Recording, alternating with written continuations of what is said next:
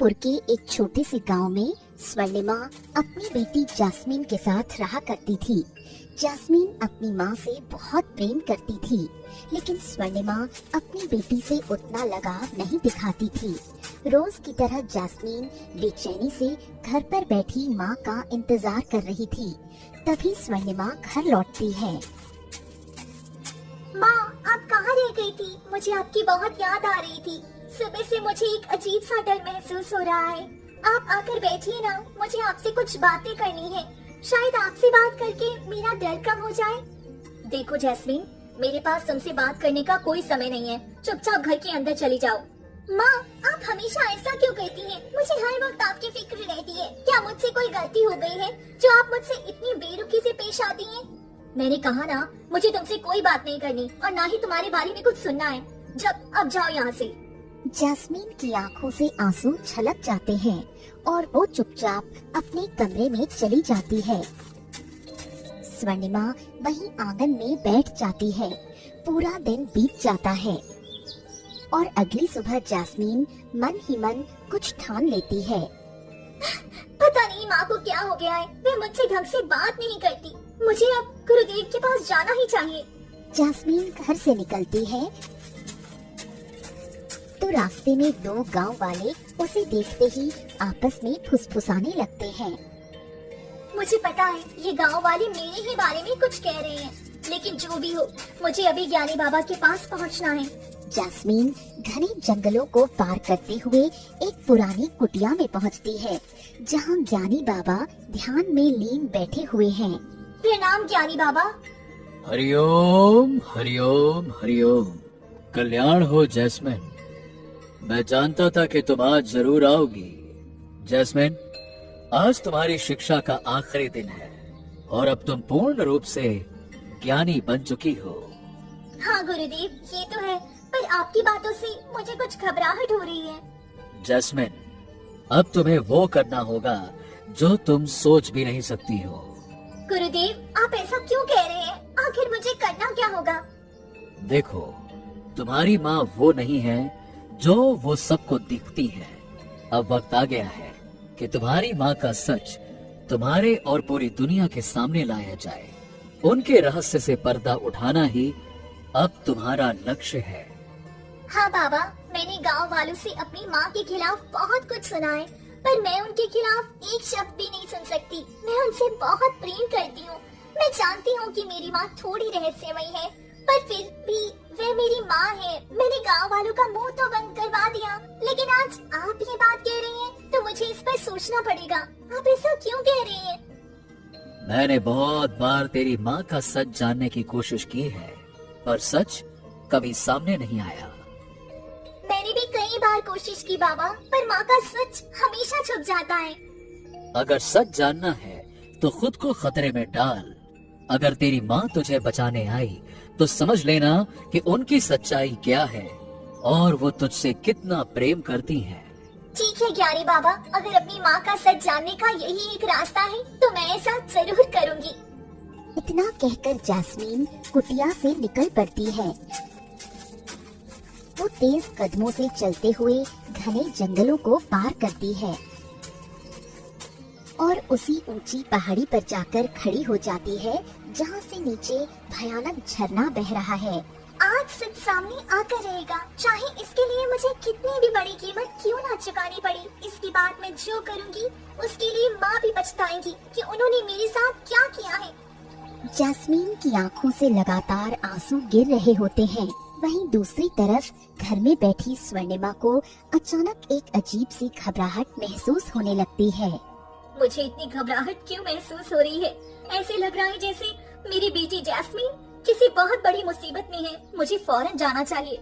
इतना कहकर स्वर्णिमा भागते हुए उस पहाड़ी के पास पहुंचती है, जहां जैस्मीन खड़ी होती है। स्वर्णिमा की नजर जैसे ही अपनी बेटी पर पड़ी, उसका कलेजा मुंह को आ गया। जैस्मीन, ये क्या कर रही है? पागल मत बन, जल्दी नीचे आ जा। स्वर्णिमा अभी उसे पुकार ही रही होती है कि अचानक जैस्मीन उस ऊंची पहाड़ी से सीधे नीचे झरने की तरफ गिर पड़ती है। ये मंजर देखकर स्वर्णिमा की चीख निकल जाती है। नहीं जैस्मीन, ऐसा नहीं हो सकता, नहीं।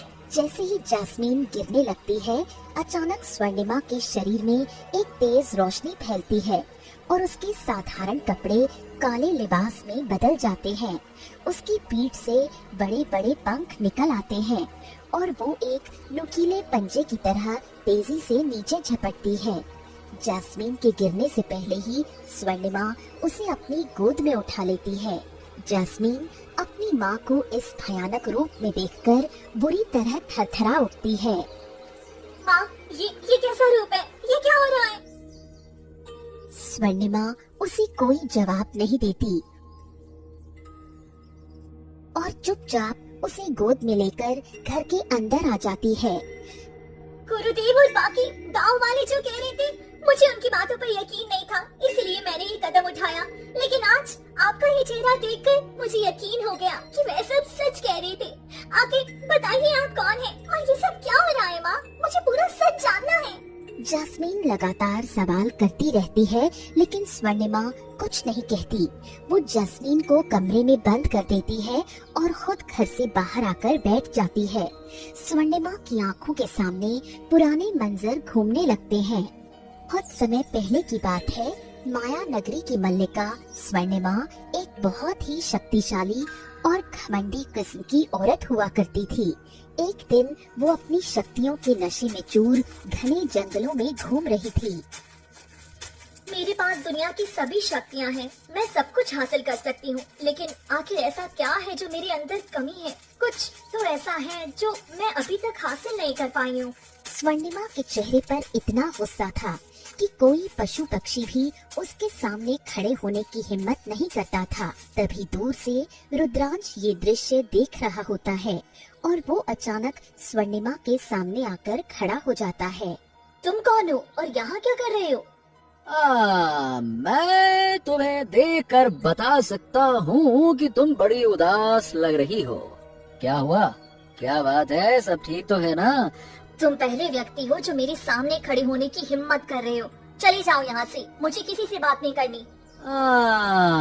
देखो, तुम गुस्सा कर रही हो, इसका मतलब ये हुआ कि तुम बहुत बड़ी मुसीबत में हो।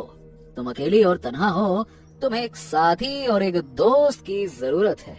अगर कोई दोस्त होता तो तुम्हारे अंदर इतना गुस्सा नहीं रहता। क्यों? सही कहा ना मैंने? कहा ना, सही कहा ना? देखो, मुझे किसी दोस्त की जरूरत नहीं और ना ही मैं तुम जैसे इंसान से बात करना चाहती हूँ। स्वर्णिमा वहाँ से चली जाती है, लेकिन रुद्रांश के मन में कुछ और ही चल रहा है। मैं तो हार नहीं मान सकता।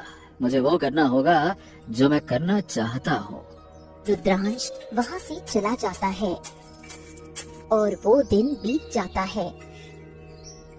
अगली सुबह जब स्वर्णिमा फिर घने जंगलों से गुजर रही होती है, रुद्रांश फिर से उसके सामने आकर खड़ा हो जाता है।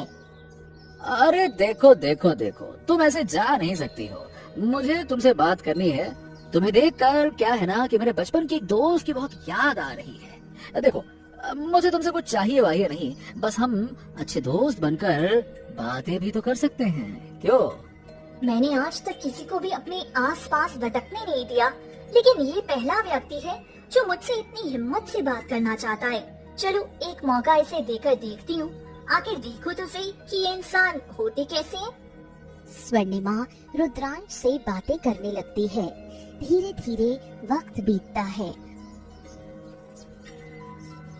और दोनों के बीच एक गहरी दोस्ती बन जाती है।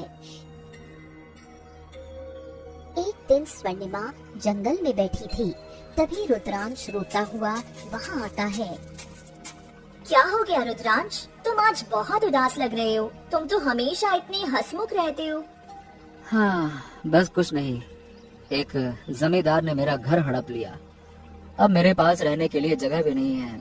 बस इसीलिए मैं परेशान हूँ। अगर तुम चाहो तो मेरे दोस्त होने के नाते मेरे साथ रह सकते हो। मैंने कभी सोचा भी नहीं था कि तुम मेरी इतनी बड़ी मदद करोगी। ठीक है, अब अगर तुम कहती हो तो मैं तुम्हारे साथ रहने के लिए तैयार हूँ। आखिर दोस्ती तो दोस्त के काम आते हैं, है ना? स्वर्णिमा रुद्रांश को अपने घर ले आती है और दोनों साथ रहने लगते हैं। 2 महीने बीत जाते हैं और इस दौरान स्वर्णिमा को रुद्रांश से गहरा प्रेम हो जाता है। एक दिन रुद्रांश घर के बाहर फिर उदास बैठा होता है। अब क्या हो गया रुद्रांश, तुम फिर से पहले की तरह उदास क्यों बैठे हो? हाँ, देखो, अब इतने वक्त से मैं तुम्हारे साथ हूँ। मुझे पता है कि तुम्हारे पास ऐसी शक्तियाँ हैं जिससे तुम कुछ भी ठीक कर सकती हो। ये बताओ, क्या तुम मेरी मदद करोगी? तुम मेरे अच्छे दोस्त हो, दोस्ती में ये एहसान वाली बातें नहीं होंगी। बताओ क्या मदद चाहिए, मैं जरूर करूँगी। मेरी एक बहन है जिसकी मानसिक स्थिति ठीक नहीं है। तुम्हारे पास वो जादुई कंगन है। अगर तुम वो कंगन मुझे दे दो तो मेरी बहन कुछ ही दिनों में ठीक हो जाएगी। मेरे गुरुदेव ने कहा था वो कंगन उसे ठीक कर सकते हैं। काम होने के बाद मैं वो कंगन तुम्हें वापस कर दूंगा, सच कहता हूँ। स्वर्णिमा पहले झिझकती है, लेकिन वो अपने दोस्त और अपने प्रेम के लिए कंगन उतारने लगती है। तभी उसकी अंतरात्मा से एक रहस्यमयी आवाज आती है। स्वर्णिमा, ये तुम क्या कर रही हो? तुम ये कंगन नहीं दे सकती। अगर तुमने ये कंगन दिया तो तुम्हें पता है ना तुम्हारे साथ क्या होगा। तुम मेरे रास्ते से हट जाओ। मैं इससे मन ही मन बहुत प्रेम करती हूँ। जैसे ही इसकी बहन ठीक हो जाएगी, मैं अपने दिल की बात कह दूंगी। हम दोनों के बीच ये कंगन नहीं आ सकते। स्वर्णिमा अपनी अंतरात्मा की चेतावनी को अनसुना कर देती है और कंगन उतारकर रुद्रांश के हाथ में रख देती है। रुद्रांश कंगन लेकर तुरंत वहाँ से चला जाता है। स्वर्णिमा घर के अंदर चली जाती है। रात बीतती है और सुबह होते ही घर के अंदर से स्वर्णिमा की जोरदार चीख सुनाई देती है। ये क्या हो रहा है? मुझे कुछ दिखाई क्यों नहीं दे रहा? मेरी आंखों की रोशनी, लगता है मेरी आंखों की रोशनी चली गई। नहीं, ऐसा नहीं हो सकता। हे भगवान, ये क्या हो गया? मुझे वो कंगन नहीं देना चाहिए था। ये मैंने क्या कर दिया? स्वर्णिमा बदहवास होकर कमरे में टकराती है। उसके चेहरे पर डर और पछतावा साफ दिख रहा है।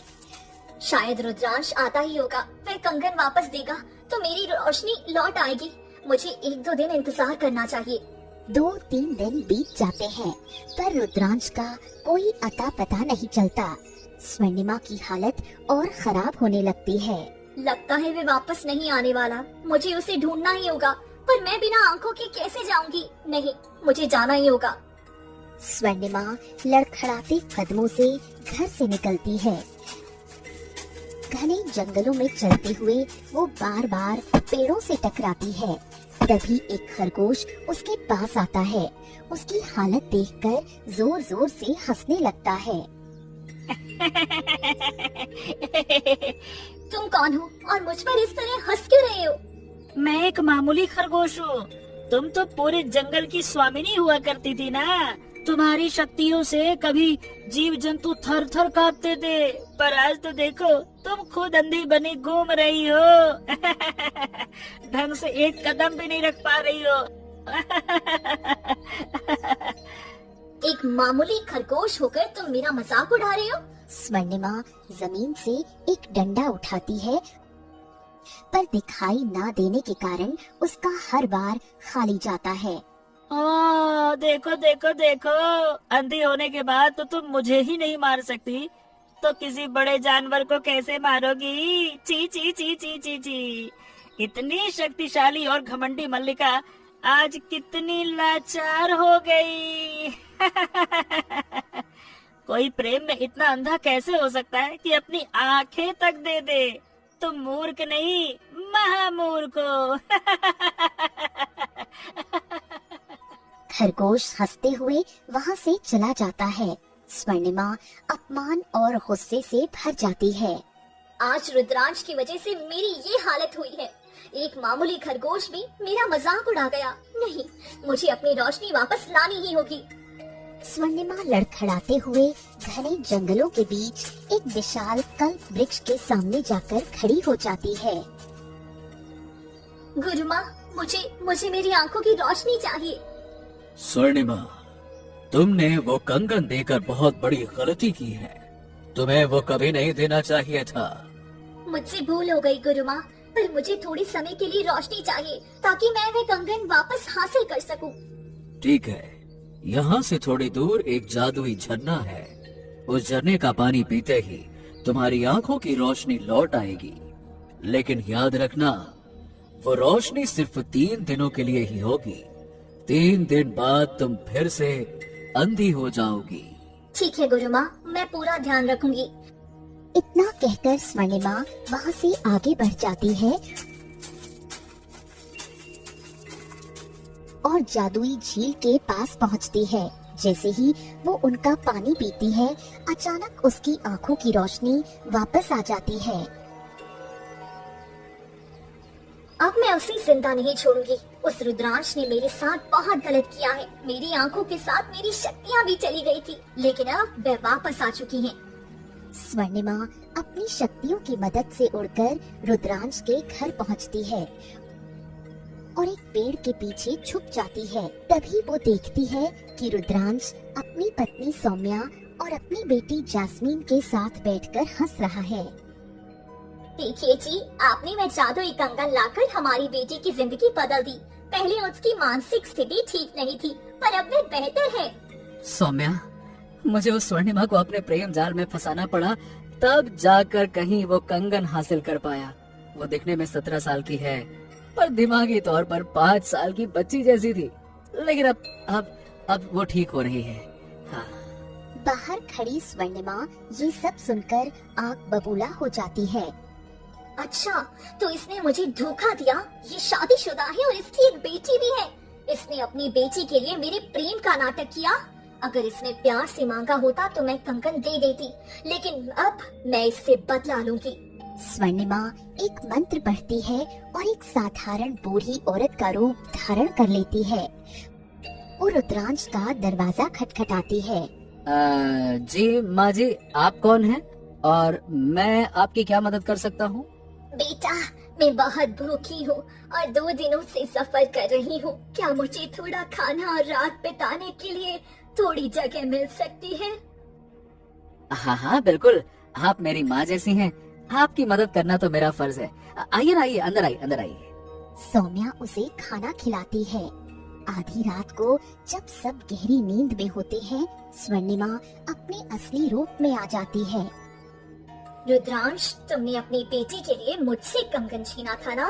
अगर प्यार से कहते तो मैं मदद करती, लेकिन अब मैं इस कंगन के साथ तुम्हारी बेटी को भी ले जा रही हूँ। स्वर्णिमा अपनी शक्तियों से कंगन और जैस्मीन को गायब कर देती है और उन्हें लेकर उसी जादुई तालाब के पास पहुंच जाती है। जैसे ही जैस्मीन की आंखें खुलती हैं, वो स्वर्णिमा को अपने पास देखकर खुशी से भागकर उसके गले लग जाती है। स्वर्णिमा हैरान रह जाती है। ये लड़की मेरे गले क्यों लग रही है? मैं तो इसकी जान लेने वाली थी।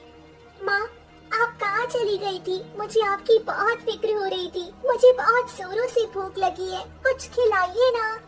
ये मुझे माँ क्यों कह रही है?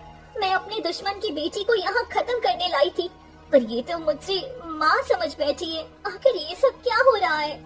स्वर्णिमा रुको, अगर तुमने इसे अभी मारा तो तुम्हारे कंगन की शक्तियाँ हमेशा के लिए खत्म हो जाएंगी। इस लड़की ने इतने दिनों तक कंगन पहना है कि तुम्हारी शक्तियाँ इसके खून में समा गई हैं। तुम्हें कम से कम 2 साल तक इसका भरण पोषण करना होगा, तब इसके अंदर की शक्तियाँ जागेंगी, तभी तुम्हें तुम्हारी शक्ति वापस मिलेगी। तब तक तुम्हें इसकी अच्छी परवरिश करनी होगी। नहीं, मैं उस धोखेबाज रुद्रांश की बेटी को नहीं पाल सकती। अगर तुमने ऐसा नहीं किया तो तुम्हारी सारी शक्तियाँ इस लड़की के साथ ही मिट जाएंगी। ठीक है, अगर अपनी शक्तियाँ वापस लाने का यही एक रास्ता है तो मैं तैयार हूँ। आज से मैं तुझे अपनी बेटी बनाकर पालूंगी और जैसे ही मेरी शक्तियाँ लौटेंगी, मैं तुझे हमेशा के लिए अपने रास्ते से हटा दूंगी। स्वर्णिमा जैस्मीन को लेकर मधेपुरा गांव आ जाती है और वहीं रहने लगती है। धीरे धीरे वक्त गुजरता है और दोनों के बीच एक अनकहा रिश्ता बन जाता है। स्वर्णिमा पुरानी यादों में खोई बैठी थी कि तभी वहाँ पंकज आ गया। तुम कौन हो और यहाँ क्यों कर रही हो? मैं जैस्मिन से बहुत प्रेम करता हूँ। पंकज की आवाज सुनते ही जैस्मीन घर से बाहर आ जाती है। पंकज, तुम आ गए? हाँ जैस्मिन, मैं अब और इंतजार नहीं कर सकता। चलो चलो हम दोनों शादी कर लेते हैं। ये सब क्या हो रहा है? जैस्मीन, ये कौन है? माँ, मैंने आपको बताया नहीं, पर मैं पंकज से बहुत प्यार करती हूँ और इसी से शादी करना चाहती हूँ। कभी नहीं, तुम्हारी शादी इसके साथ कभी नहीं होगी। और तुम पंकज, यहाँ से दफा हो जाओ, वरना अंजाम बुरा होगा। पंकज उदास हो जाता है। जैस्मीन की आंखों में गुस्सा और आंसू आ जाते हैं। माँ, आखिर आप चाहती क्या हैं? इतने सालों तक आपने मुझसे झूठ बोला, अपना सच छुपाया, और अब जिसे मैं प्यार करती हूँ उसे भी धमकी दे रही हैं। क्या आप उसे भी अपनी शक्तियों से जानवर बना देंगी? स्वर्णिम की आंखों से आंसू निकल जाते हैं। जैस्मीन उन्हें देखकर दंग रह जाती है। ये क्या? इतने वर्षों में पहली बार आपकी आंखों में आंसू? आखिर माजरा क्या है माँ? मुझे सब जानना है। मैं तुम्हें सब बता दूंगी, लेकिन तुम्हारी शादी इस लड़के से कभी नहीं होने दूंगी। पर क्यों? मैं उसे बहुत वक्त से जानती हूँ। जैस्मीन जिद पर अड़ जाती है और पंकज के साथ चली जाती है। स्वर्णिमा उसे रोक नहीं पाती। पंकज उसे एक सुनसान जगह ले जाता है। हम यहाँ क्यों आए हैं? यही शादी करेंगे ना, वरना तुम्हारी माँ फिर से आकर रोक देगी। पंकज उसे थोड़ा और आगे एक विचित्र और डरावने दरवाजे के पास ले जाता है। ये कैसा दरवाजा है? तुम मुझे यहाँ क्यों लाए हो? अचानक पंकज उसे धक्का देकर दरवाजे के अंदर गिरा देता है। पंकज, ये तुम क्या कर रही हो? मैं जानता हूँ कि तुम्हारी माँ के पास अद्भुत शक्तियाँ हैं और मुझे वो शक्तियाँ चाहिए। तुम यहाँ खतरे में रहोगी तो वो जरूर तुम्हें बचाने आएंगी और फिर मैं उससे वो शक्तियाँ छीन लूंगा। तुमने मुझे धोखा दिया? पंकज जोर जोर से हंसने लगता है। तभी अचानक वहाँ स्वर्णिमा प्रकट होती है।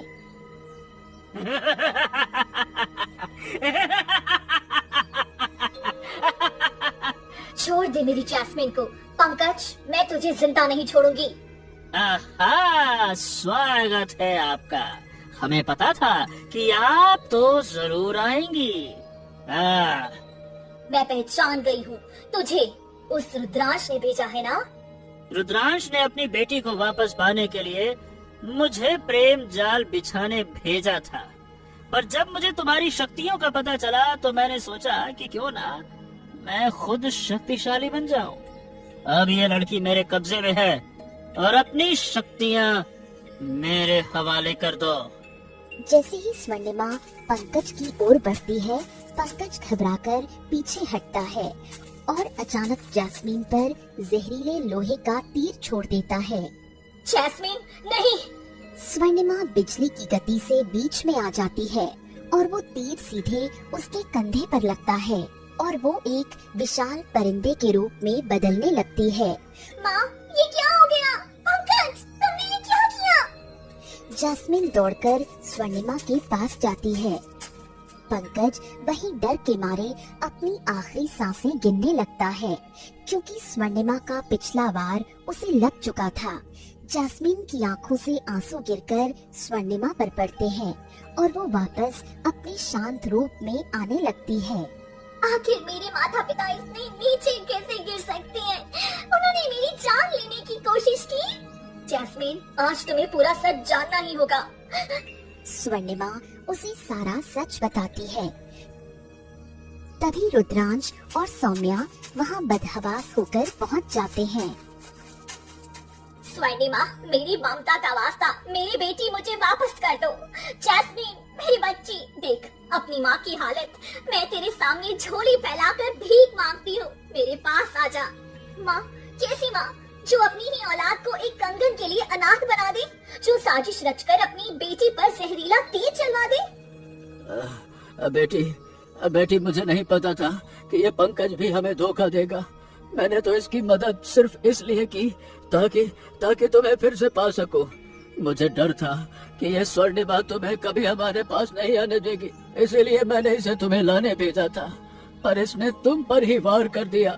मुझे माफ कर दो जैस्मिन, मुझे माफ कर दो। धिक्कार है आप पर। आप अपनी सफाई में एक और झूठ बोल रहे हैं। आपने तो अपनी ही बेटी की जिंदगी दांव पर लगा दी। अगर आज स्वर्णिमा माँ बीच में ना आती तो आपका ये लालच मेरी जान ले सकता था। बेटी, हमारा इरादा तुझे चोट पहुंचाना नहीं था, हम बस तुझे पाना चाहते थे, क्योंकि स्वर्णिमा ने तुझे हमसे दूर कर दिया था। हम तुझसे बहुत प्यार करते हैं जैस्मीन, एक बार हमें मौका तो देकर देख। बस करो रुद्रांश, बस करो सौम्या। तुमने मुझ पर लोहे से वार किया, मुझे अपाहिज बना दिया, लेकिन आज मैं अपनी ममता के बदले तुम्हें तुम्हारी बेटी सौंपती हूँ। रुद्रांश, मैंने तुम्हें दिल से चाहा था और आज उसी प्रेम के बदले मैं तुम्हें माफ करती हूँ। नहीं माँ, आप मुझे इन पत्थर दिल लोगों के हवाले छोड़कर नहीं जा सकती। इन्होंने सिर्फ धोखे दिए हैं, आपने मुझे पाला है। नहीं जैस्मीन, खून के रिश्ते बहुत गहरे होते हैं। तुम्हारा भविष्य इन्हीं के साथ है। मेरी परछाई बनकर तुम कभी खुश नहीं रह पाओगी। खुश रहना मेरी बच्ची, याद रखना तू मेरी जान थी और हमेशा रहेगी। माँ, बच्ची। स्वर्णिमा की आंखों से एक आखिरी आंसू गिरता है और वो तेज रोशनी के साथ वहाँ से ओझल हो जाती है। जैस्मीन बदहवास होकर उसे पुकारती रह जाती है। वो अपने माता पिता के पास तो रह जाती है, पर उसकी रूह हमेशा अपनी उस माँ को याद करती रहती है जिसने उसे पंखों की छांव में पाला था।